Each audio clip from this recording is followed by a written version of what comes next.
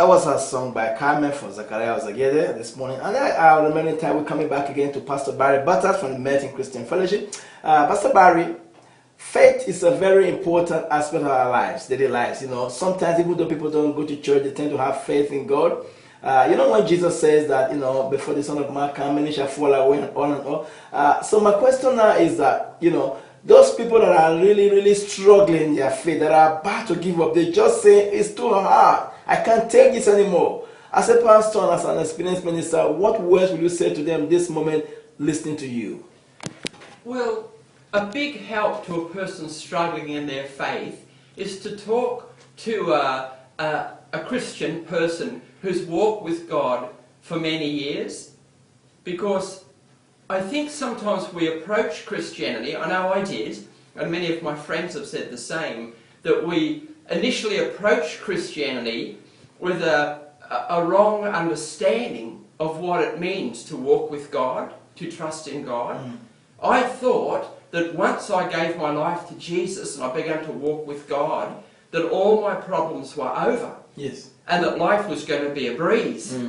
But I actually found it wasn't like that at all. I found that I began then to come into lots of conflict, both inner conflict within myself, but also in many areas of life it wasn't easy. And it wasn't until I began talking with other older Christians and I heard some of their stories that I realised this is not a walk in the park. This is going to take everything within me and every bit of commitment within me to stick this out. My main concern as a young Christian is that I wouldn't be able to see this through because I wasn't a strong person of commitment and discipline as a young person. But that was one of my prayers in the beginning, is that God, if I'm going to be a Christian, you're going to have to help me every day.